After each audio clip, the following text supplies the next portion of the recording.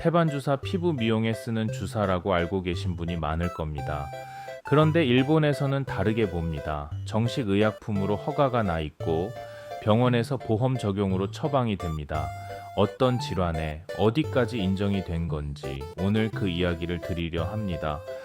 안녕하세요. 다나원장입니다. 서울 도심에서 귀, 코, 목을 보면서 자율신경이나 영양기능의학 쪽도 같이 들여다보고 있습니다. 태반주사 이야기를 꺼내면 대부분 미용주사로 먼저 떠올리시는데 출발점이 그게 아닙니다. 일본에서는 수십 년 전부터 치료제로 쌓아온 데이터가 있습니다. 오늘은 그 맥락을 세 가지로 나눠서 천천히 말씀드리겠습니다. 하나, 일본에서 정식으로 허가된 범위가 어디까지인지.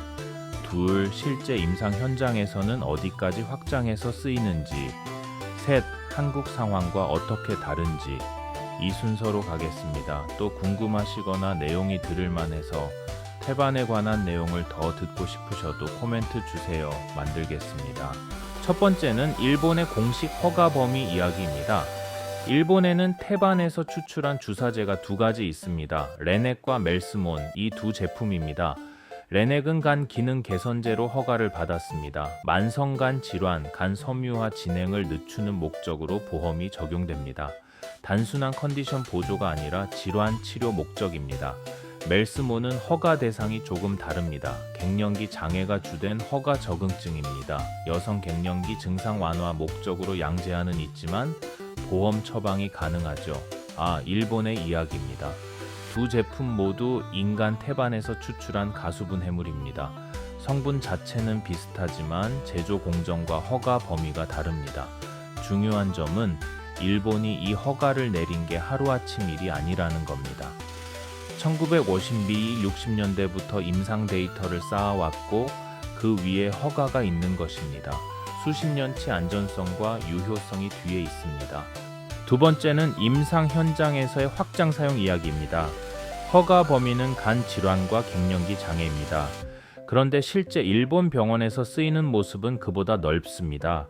피로 회복, 자율신경 불균형, 면역 조절 이런 목적으로 쓰는 의사들이 꽤 있습니다. 이른바 적응 외 사용, 오프라벨이라고 하는 자유진료라고 불리우는 영역입니다.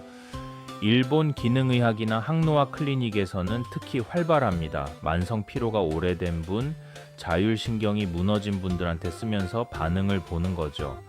왜 이게 가능하냐면 기반이 있기 때문입니다. 수십 년간 쌓인 허가 데이터가 있으니 안전성에 대한 신뢰가 있고 의사들이 그 신뢰를 바탕으로 적응증을 조금씩 넓혀 쓰는 겁니다.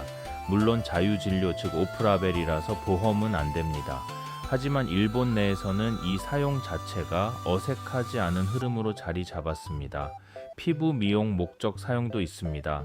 이건 허가 외인데도 클리닉들이 활발히 내세우고 있어서 오히려 이 이미지가 밖으로 더 많이 알려진 측면이 있습니다. 세 번째는 한국 상황과의 차이 이야기입니다.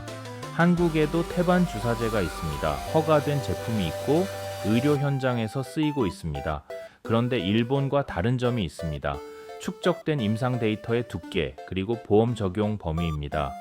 일본은 간 질환의 의료 보험이 됩니다. 한국은 적용이 안 됩니다.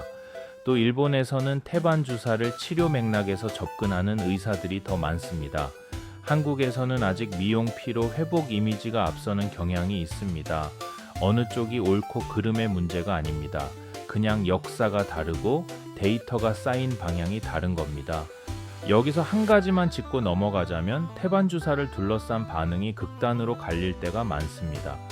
그냥 피부 좋아지는 거 아니에요? 하는 쪽과 태반인데 뭔가 특별하지 않을까 하는 쪽.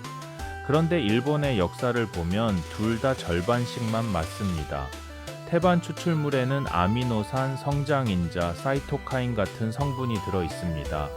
이것들이 세포 재생을 돕고 염증 조절에 관여하고 간 세포를 보호하는 방향으로 작용할 수 있다는 데이터가 있습니다.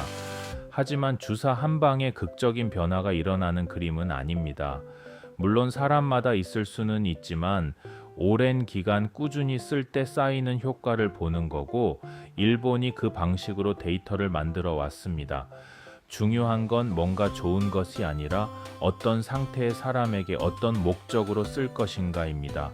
간 기능이 오래 안 좋은 분, 갱년기 증상이 심한 분, 자율신경이 무너진 상태로 오래 지쳐 있는 분, 이런 맥락 안에서 쓸 때 의미가 있습니다. 맥락 없이 쓰면 그냥 비싼 피로 회복제로 끝납니다. 일본이 수십 년 걸려 만든 것도 결국 그 맥락입니다.